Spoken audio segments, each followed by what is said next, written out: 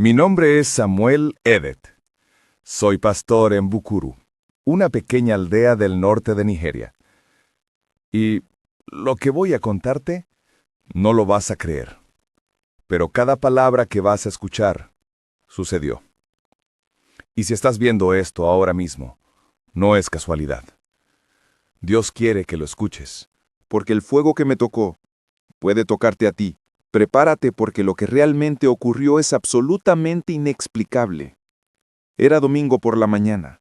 El sol caía fuerte sobre el techo de calamina del templo, y el calor se mezclaba con el aroma del polvo y el canto de los niños en el coro, que repetían una y otra vez: «Tú eres mi refugio, Señor, mi fortaleza en la tribulación». Pero había algo distinto en el ambiente, una paz profunda mezclada con una alegría que no sabíamos explicar. La gente cantaba, algunos lloraban, otros levantaban sus manos con una fe tan viva que parecía que el cielo se abría justo sobre nosotros. Llevaba 17 años siendo pastor en Bukuru. Mi esposa Grace estaba en la segunda fila, con su Biblia abierta, dirigiendo a las mujeres del ministerio de intercesión. A su lado estaban nuestros 2 hijos, Daniel, de 12 años, que tocaba el pandero, y Rebeca, de 8, que cantaba con los ojos cerrados, completamente entregada. Recuerdo que ese día iba a predicar sobre Daniel en el horno de fuego. Tenía la Biblia abierta en Daniel 3:17, y justo antes de comenzar a hablar dije: el sonido del tambor se detuvo. Nadie entendió por qué, pero todos sentimos algo en el aire, una tensión extraña, como si el viento mismo contuviera la respiración. De pronto, la puerta se abrió de golpe y entraron 4 hombres. No vestían uniforme, pero todos los conocíamos. Eran jóvenes del pueblo vecino, miembros de un grupo radical que había jurado borrar cada iglesia de nuestra región. Llevaban machetes, garrafas de gasolina y una mirada fría que me heló la sangre.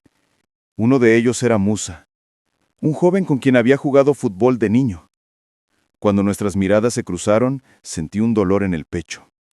En sus ojos ya no había amistad ni recuerdo, solo fanatismo y odio. Todo sucedió muy rápido. La congregación comenzó a gritar. Algunos corrieron hacia la puerta trasera. Otros se tiraron al suelo clamando a Dios, y yo me quedé quieto. No por valentía, sino porque sentí una paz extraña, como si una voz interior me dijera: «No temas, aún no es tu final». Musa levantó el machete y gritó: «Dios no está aquí. Hoy termina su mentira». Y en mi mente oré y dije: «Dios mío, no me dejes dudar ahora». El fuego aún no había comenzado, pero ya estaba ardiendo algo dentro de mí. Tenía una certeza profunda de que, pasara lo que pasara, Dios estaba con nosotros. Miré el púlpito, donde aún estaba abierta mi Biblia. Uno de ellos tomó una garrafa de gasolina, otro rompió las ventanas. El olor a combustible llenó el aire. Mi esposa Grace intentó acercarse, pero la empujaron.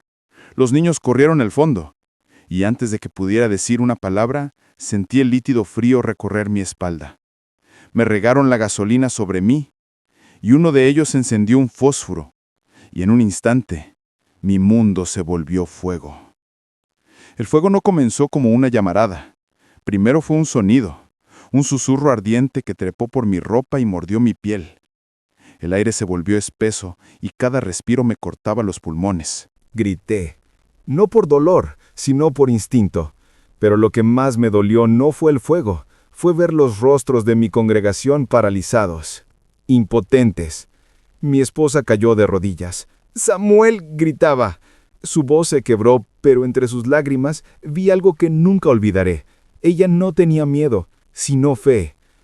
Ella cerró los ojos y comenzó a orar en voz alta: «Jesús, cúbrelo. Jesús, cúbrelo». Mientras mi cuerpo ardía, algo imposible ocurrió. No escuché el rugido del fuego, sino un silencio. Fue como si todo se hubiera detenido.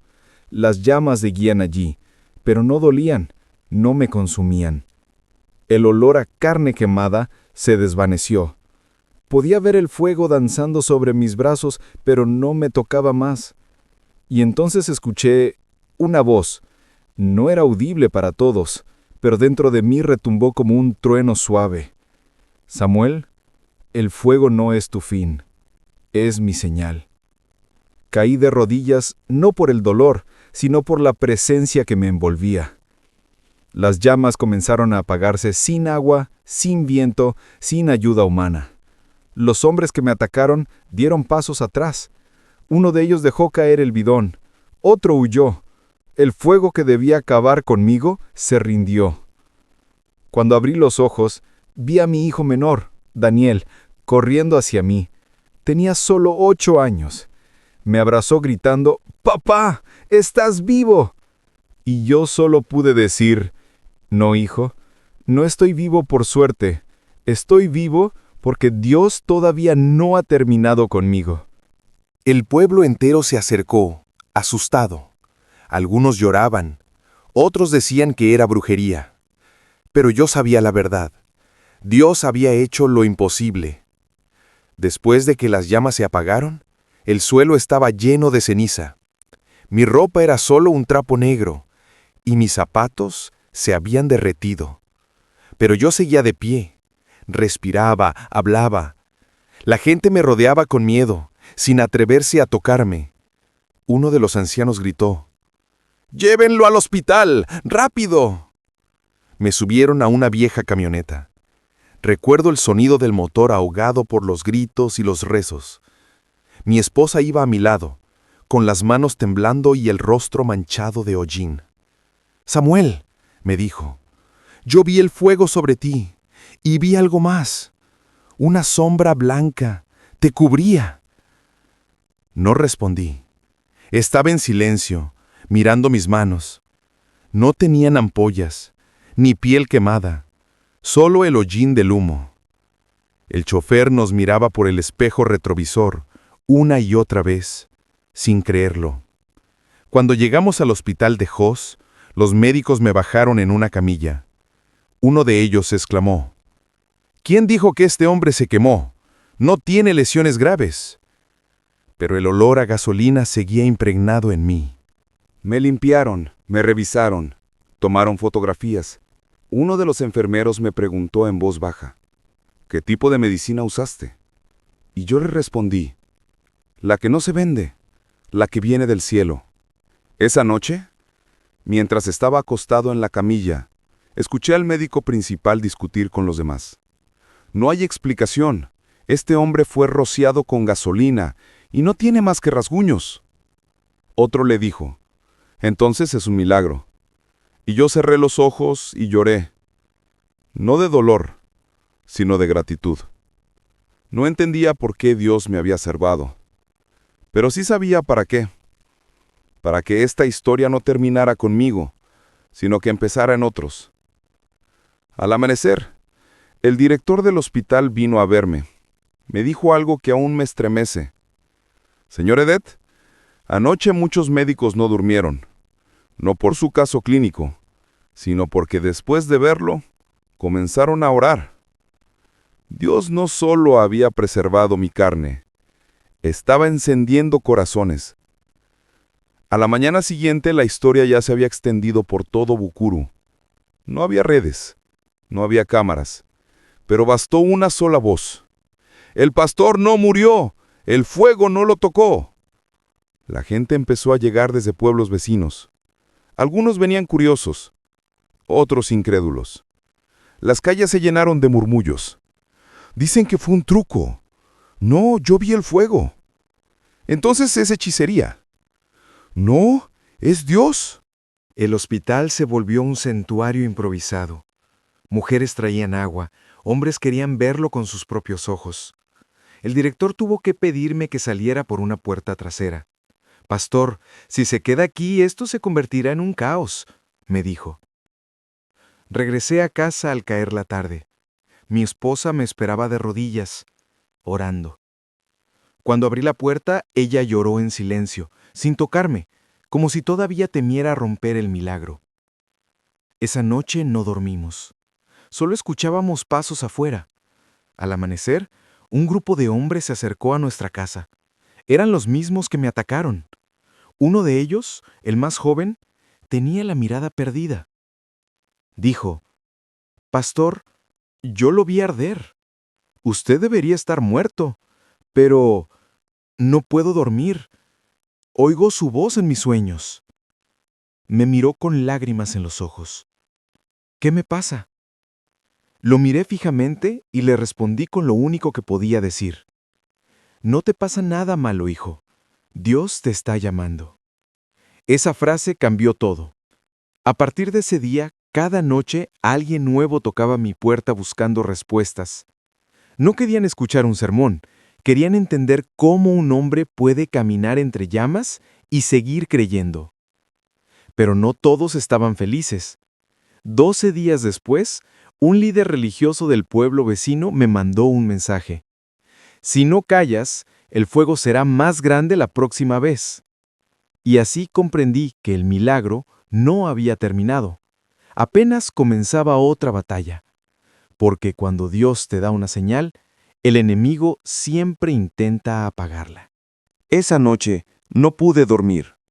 El sonido del viento golpeando las caláminas del techo me recordaba el fuego, y cada crujido parecía un aviso. Grace dormía a mi lado, agotada de orar. Yo solo miraba el techo y pensaba, ¿por qué me dejó vivo Dios? ¿Para qué? Al amanecer, alguien tocó la puerta con fuerza. Era Elder Joseph, uno de los líderes de la iglesia. «Pastor», dijo con voz temblorosa, «nos han prohibido reunirnos. Dicen que si abrimos el templo otra vez, lo quemarán con todos adentro». El miedo comenzó a recorrer el pueblo. Algunos hermanos huyeron.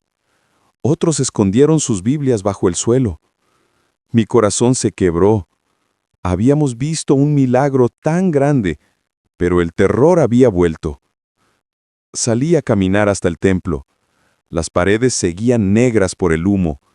El púlpito estaba partido, las ventanas rotas, pero mi Biblia seguía allí, cubierta de ceniza. La abrí, el viento la movió y se detuvo en Isaías 43:2. Cuando pases por el fuego, no te quemarás, ni la llama arderá en ti. Me arrodillé. No podía contener las lágrimas. Sentí que Dios me decía, «Samuel, el milagro no fue para ti, fue para que hables, no calles». Esa voz me atravesó. Esa noche reuní a la iglesia en secreto, en una vieja casa de barro a las afueras del pueblo. No había instrumentos, ni micrófonos, ni luz. Solo velas. Les hablé con el corazón en la mano. «Si quieren irse, vayan, pero yo no puedo callar lo que Dios hizo, porque si el fuego no me consumió, ¿cómo voy a dejar que el miedo lo haga?» Grace me tomó de la mano. Algunos comenzaron a cantar en voz baja. Fue el canto más débil y a la vez el más poderoso que he escuchado. Esa noche comprendí algo que cambiaría mi fe para siempre. El verdadero milagro no fue salir del fuego, sino decidir volver a entrar, con fe. Pasaron 4 semanas desde el ataque. La iglesia seguía cerrada, cubierta de hollín y silencio. Cada vez que pasaba frente a ella, sentía un nudo en el pecho. Ese era el lugar donde debía haber muerto. Y sin embargo, algo dentro de mí ardía más fuerte que el miedo. Una mañana, mientras oraba detrás de mi casa, escuché en mi corazón una voz clara, como el eco del fuego que no me consumió. «Samuel, vuelve al altar». No era una sugerencia, era un mandato. Tomé mi Biblia y salí caminando hacia el templo. El polvo se levantaba bajo mis pies, y las personas me observaban desde las ventanas. Nadie dijo una palabra. Cuando llegué, empujé la puerta de madera chamuscada. El aire olía a humo antiguo y ceniza. Todo estaba destruido, pero el púlpito seguía en pie. Me arrodillé frente a él y dije en voz baja, «Señor, si me salvaste no fue para esconderme, aquí estoy». Poco a poco comenzaron a llegar algunos. Primero Grace, con su velo cubriéndole la cabeza. Luego Joseph, el anciano que había advertido a volver. Después los jóvenes y los niños. Uno trajo un tambor roto, otro una silla. Nadie dijo nada, solo empezaron a cantar. El eco de sus voces se mezclaba con el viento. De pronto una brisa entró por la puerta abierta. No era viento normal. Era como si el aire mismo respirara fe. La gente comenzó a llorar, a arrodillarse, a levantar sus manos, y en medio de ese momento vi al joven que había encendido el fuego aquella noche. Estaba de pie en la entrada, sus ojos rojos de lágrimas. Caminó hacia mí lentamente y cayó de rodillas. «Perdóneme, pastor», dijo. «Perdóneme. Yo encendí el fuego». Lo abracé. El silencio fue absoluto y dije solo esto: «El fuego que usaste para destruir, Dios lo usó para encender tu alma». Esa tarde, en un templo lleno de olor a humo y paredes negras, más de 30 personas entregaron su vida a Cristo. Los días siguientes seguíamos reuniéndonos, con miedo, sí, pero al mismo tiempo con mucha fe. En una de las reuniones apareció otro de los 4 hombres que entraron a quemarme ese día. Su nombre era Abdul. Tenía apenas 22 años. Cuando lo vi de rodillas frente al altar, temblando y llorando como un niño, supe que lo que estaba ocurriendo ahí no era emocionalismo, era redención pura. Nadie se acercó al principio. Algunos susurraban: «Ese fue el que quiso matar al pastor. ¿Cómo puede estar aquí?». Pero el Espíritu Santo llenó el ambiente con un silencio tan denso que nadie se atrevió a interrumpir. Me arrodillé frente a él. Puse mis manos sobre su cabeza, las mismas manos que el fuego no había podido destruir, y dije: «Abdul, el mismo fuego que tocó mi cuerpo, hoy está tocando tu corazón, no para quemarte, sino para purificarte». Él sollozó. Entre lágrimas confesó que había sido manipulado por un grupo armado que le prometió dinero y reconocimiento si destruía las iglesias cristianas. Yo pensé que hacía lo correcto, pastor, pero cuando lo vi arder y no morir, supe que el Dios que usted predica es real. Mi esposa Grace se acercó lentamente, con una ternura que solo una mujer de fe puede tener. Puso su mano en el hombro de Abdul y dijo: «Hijo, si Dios perdonó al que me quitó casi todo, ¿cómo no te voy a perdonar yo?». Aquellas palabras quebraron algo en todos nosotros. Las lágrimas se convirtieron en cantos, los gritos en abrazos. La iglesia que el odio quiso borrar, ahora tenía en su altar al mismo joven que la había intentado incendiar, pero ahora ardiendo de amor por Cristo. Durante semanas, Abdul no se separó de mí. Me ayudaba a limpiar el templo, a reconstruir las bancas, a visitar enfermos. No hablaba mucho, pero su silencio tenía paz. Una noche, mientras regresábamos de una visita, me dijo: «Pastor, ahora entiendo. El fuego que encendí no destruyó nada. Me destruyó a mí, y Dios me reconstruyó desde las cenizas». Hoy todavía recuerdo esa frase, porque aquel día comprendí algo que cambió mi forma de ver la vida. El perdón no es una emoción, es un milagro en proceso. Durante algunas semanas, el pueblo vivió en un silencio extraño. Por un momento, todos creímos que el milagro había traído paz. Pero la oscuridad, cuando se siente derrotada, siempre busca un nuevo camino para atacar. Una tarde, mientras reparábamos el techo del templo, un grupo de hombres llegó montado en motocicletas. Llevaban los rostros cubiertos y la furia en los ojos. El primero gritó: «Samuel Edet, sabemos que escondes a un traidor. Entréganoslo, o esta vez no habrá milagro que te salve». Se referían a Abdul. Él estaba a mi lado, cargando madera. Cuando escuchó su nombre se quedó inmóvil. El miedo volvió a asomar en sus ojos, pero esta vez no era el mismo joven de antes. Me miró y susurró: «Pastor, si quieres mi vida, que la tomen, pero no voy a negar a Cristo». Esa frase Me atravesó el alma. Salí al frente. El polvo levantado por las motocicletas me nublaba la vista. Pero hablé fuerte. Aquí nadie se entrega. Si vinieron por fuego, que sepan que ya ardimos y seguimos de pie. Los hombres bajaron de las motos. Uno levantó su machete. El pueblo entero observaba desde lejos. Todo podía terminar en tragedia otra vez. Pero antes de que alguien se moviera, una anciana del pueblo, una mujer musulmana que había visto el milagro, se interpuso entre nosotros. ¡Basta!, gritó. Yo lo vi. Ese hombre ardió y no murió. Si su Dios no lo dejó morir, ¿quiénes somos nosotros para matarlo? El silencio se hizo pesado. Los atacantes dudaron. El líder bajó el machete lentamente, murmuró algo que no entendí y se marcharon. Cuando todo terminó, Abdul cayó de rodillas. Pastor, dijo con la voz quebrada, yo no merezco este perdón. Y yo le respondí, ni yo merecía el fuego, pero lo viví. Así es la gracia. Ninguno la merece, pero ambos la necesitamos. Esa noche todo el pueblo volvió a reunirse, no para celebrar un milagro, sino para agradecer que el miedo no volvió a gobernar. Y mientras cantábamos, sentí que el fuego que una vez me envolvió, ahora ardía dentro de todos nosotros, no para destruir, sino para alumbrar. Después de aquel día, la tensión en el pueblo se volvió constante. Las noches se llenaron de murmullos, pasos en la oscuridad y ladridos que nunca terminaban. Algunos decían que volverían a quemar la iglesia, otros que atacarían mi casa.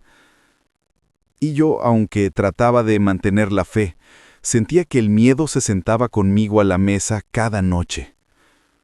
Una madrugada, Grace me despertó. Tenía los ojos abiertos, fijos en el techo.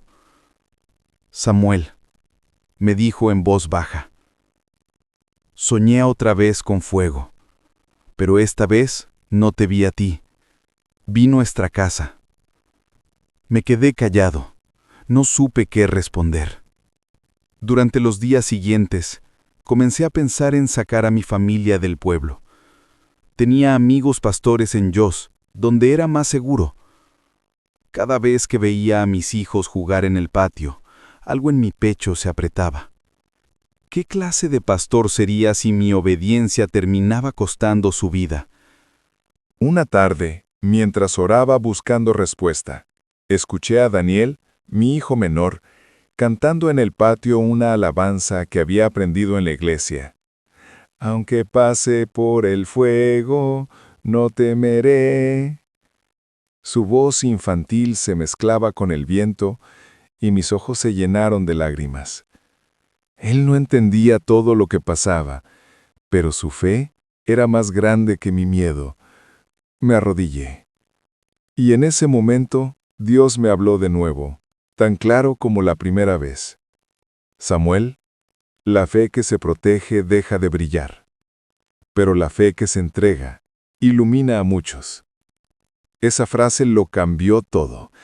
Decidí quedarme, no por orgullo, sino porque comprendí que mi misión no era sobrevivir, sino testificar. Reuní a mi familia y les dije, si nos toca volver al fuego, iremos juntos, pero no como víctimas, sino como testigos. Grace lloró, pero no me contradijo. Ella sabía lo que yo sabía. La fe no siempre nos libra del peligro, pero siempre nos libra del temor. Esa noche dormimos tomados de la mano, sabiendo que la oscuridad podía volver, pero que ya no tendría poder sobre nosotros. No todo milagro deja cicatrices visibles. Después de los ataques, las noches se hicieron más largas. Ya no había fuego en mi cuerpo, pero por dentro ardía otro tipo de llama, la del cansancio, la incertidumbre, el silencio de Dios. Comencé a despertar antes del amanecer, caminando solo entre las ruinas del templo. El viento pasaba entre los huecos del techo, haciendo un sonido como de suspiro. Oraba, pero muchas veces no sentía nada. Ni calor, ni voz, ni consuelo, solo vacío. Una madrugada me encontré diciendo en voz alta: Señor, si tú estuviste en el fuego, ¿por qué no te siento ahora? El milagro había asombrado al pueblo, pero me había dejado una pregunta que me perseguía. ¿Por qué yo? ¿Por qué me salvó si otros pastores habían muerto? ¿Por qué mi vida y no la suya? Grace notó mi silencio. Una noche, mientras cenábamos, me miró fijamente y dijo: Samuel, el enemigo no pudo matarte con fuego, ahora quiere hacerlo con duba. Sus palabras me atravesaron como una espada. Tenía razón. Había pasado del fuego físico al fuego invisible de la desesperanza. Comencé a escribir en un cuaderno cada pensamiento, cada pregunta, cada versículo que me sostenía. Uno de ellos, Jeremías 29, se volvió mi refugio. Había en mi corazón como un fuego ardiente, metido en mis huesos. Traté de sufrirlo y no pude. Ese versículo me recordó que el fuego de Dios no siempre es gloria o poder. A veces es una llama interna que arde para mantenernos de pie cuando todo parece apagarse. Con el tiempo comprendí que incluso los hombres que ven milagros necesitan volver a aprender a creer. Que el fuego que una vez me salvó, ahora me enseñaba algo más profundo. No basta con sobrevivir al fuego, hay que vivir después de él. Una tarde, mientras caminaba por el mercado de Bukuru, un hombre me reconoció. Era un pastor de una aldea cercana. Su rostro mostraba cansancio y miedo. Se acercó despacio, me tomó del brazo y dijo: Pastor Samuel, yo estuve en su iglesia el día del fuego. Desde entonces no he vuelto a predicar. Siento que si lo hago, me matarán. Lo miré. Sus palabras eran las mismas que yo había pensado tantas veces, pero nunca dicho en voz alta. Le respondí: Hermano, el fuego que te amenaza no es el que está afuera, es el que quiere apagarse dentro de ti. Esa conversación marcó el comienzo de algo nuevo. Esa misma semana otros 3 pastores me buscaron, todos con la misma historia: persecución, miedo, abandono. Decidí abrir mi casa. No tenía recursos ni grandes planes, solo una mesa vieja, algo de comida y una historia que contar. Nos reuníamos cada viernes al caer el sol, leíamos la Biblia, orábamos y compartíamos nuestras heridas. Nadie hablaba de teología ni de doctrinas, solo de sobrevivencia y de fe. Poco a poco, aquel pequeño grupo se convirtió en una red de apoyo. Alguien trajo mantas para los desplazados. Otro comenzó a enseñar a leer a los niños huérfanos. Y sin darnos cuenta, de las cenizas del dolor nació un ministerio, luz entre las llamas. No teníamos un edificio ni un nombre registrado, solo un propósito: llevar consuelo a los que habían perdido todo por creer. Una noche, mientras orábamos juntos, uno de los pastores dijo: Samuel, tú viste el fuego y viviste. Nosotros vimos la muerte y seguimos aquí. Tal vez el milagro no es sobrevivir, es seguir.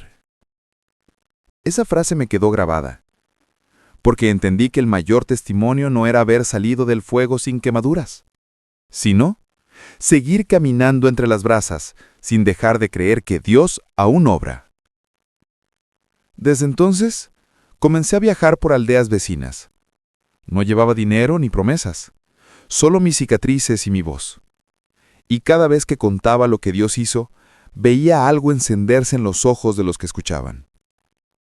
El milagro continuaba, no en mí, sino en los que aprendían que el fuego no era el final, sino el inicio. Un día, un periodista extranjero vino al pueblo. Quería grabar mi historia, mostrar el milagro. Pero le dije: no hay historia que contar, solo una verdad. Donde hubo odio, ahora hay perdón. Y donde hubo fuego, ahora hay vida. Y mientras decía eso, vi a los niños correr entre la gente, riendo, jugando, cantando alabanzas, y comprendí que ese era el mayor milagro: ver un pueblo que había conocido el fuego volver a reír. Nunca busqué que mi historia saliera del pueblo. Pero cuando Dios hace algo, ni el silencio puede detenerlo. Un día, llegó un grupo de creyentes desde Maiduguri. Habían caminado 3 días para conocer al pastor que sobrevivió al fuego. Uno de ellos, un joven de unos 20 años, me dijo: «Mi hermano murió en un ataque. Cuando escuché su testimonio, entendí que Dios todavía está en Nigeria». Me quedé sin palabras. ¿Cómo habían escuchado algo que jamás publiqué? Ellos contaron que un comerciante había pasado por nuestro pueblo, presenciado una de las reuniones bajo el árbol, y luego compartió la historia en otras aldeas. Sin darse cuenta, se había convertido en el primer mensajero del fuego. A partir de entonces, la historia comenzó a viajar sin permiso, pero con propósito. Los pastores perseguidos la contaban para animar a sus iglesias. Las madres la susurraban a sus hijos cuando el miedo regresaba. Y en poco tiempo, lo que fue tragedia, se volvió testimonio de resistencia. Recuerdo una carta que me llegó meses después. Venía de un prisionero cristiano en el norte del país. La letra era temblorosa, pero el mensaje claro. Pastor Samuel, escuché de usted por boca de otro prisionero. Me dijeron que el fuego no lo consumió. Si Dios hizo eso con usted, entonces aún puede hacer algo conmigo. Lloré al leerla, no porque hablara de mí, sino porque entendí algo que me estremeció. Los milagros no necesitan micrófonos, solo corazones dispuestos a contarlos. Desde entonces comencé a escribir cartas a quienes me buscaban. No para hacerme conocido, sino para mantener viva la fe en quienes ya no podían reunirse. Mi mensaje era siempre el mismo. No temas al fuego que te rodea. Si Dios está contigo, el fuego será tu testigo, no tu tumba. Y así, sin redes, sin nombre, sin prensa, el eco del milagro siguió viajando, de aldea en aldea, de voz en voz, de corazón en corazón, como una llama que no se apaga, porque no nació del hombre, sino del Espíritu. Han pasado muchos años desde aquel día en que el fuego me tocó. Mi cabello ahora es gris, mis pasos más lentos, pero dentro de mí arde la misma llama que sentí cuando escuché la voz de Dios entre las llamas. A veces la gente me pregunta si volvería a pasar por todo otra vez, y siempre respondo lo mismo. Si eso hizo que uno solo creyera, sí, lo haría 1000 veces. He aprendido que los milagros no se miden por el poder que muestran, sino por la transformación que dejan. Y aunque mi cuerpo lleva cicatrices, mi alma lleva marcas más profundas, las del amor, el perdón y la obediencia. Grace y yo vivimos ahora en una pequeña casa cerca del río. Ella cultiva flores. Yo sigo visitando aldeas cuando puedo. No tenemos riquezas ni fama, pero tenemos paz, y eso es más que suficiente. A veces me despierto antes del amanecer, me siento en el patio y veo cómo la primera luz toca las hojas de los árboles. Y en ese silencio, oigo el eco de la voz que escuché aquella vez. Samuel, el fuego no te venció, te definió. He entendido que cada herida es una historia y cada lágrima una semilla, y que la gloria de Dios no siempre se manifiesta en los milagros que todos ven, sino en la fe que permanece cuando nadie aplaude. El peso de esa gloria no es ligero. Es un peso que te doblega, que te enseña a depender, que te hace mirar el cielo no con los ojos, sino con el corazón. A veces pienso en aquellos que murieron en su fe. No los veo como víctimas, sino como antorchas, porque cada uno de ellos encendió un fuego que el mundo nunca podrá apagar. Y si me preguntas cómo sigo creyendo después de tanto, solo puedo decirte esto. No sigo a Dios porque me salvó del fuego. Lo sigo porque estuvo conmigo dentro de él. No predico con grandes palabras, solo muestro mis manos marcadas y digo, si Dios me salvó a mí, puede salvarte a ti. No busco aplausos. Solo quiero que cada persona que me escucha sepa que Dios sigue obrando, incluso cuando el fuego parece ganar. Mi esposa Grace dirige un pequeño refugio para mujeres viudas de la persecución. En las noches, oramos juntos y recordamos a los que partieron antes que nosotros.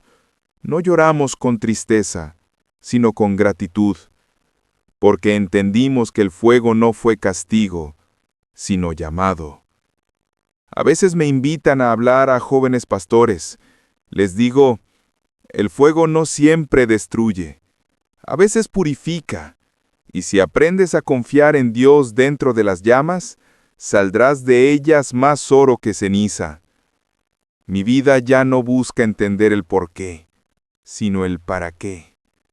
Y cada día descubro que el para qué del fuego es encender otros corazones. Cuando dudo, recuerdo las palabras de Isaías 43:2. Cuando pases por las aguas, yo estaré contigo, y si por los ríos no te anegarán.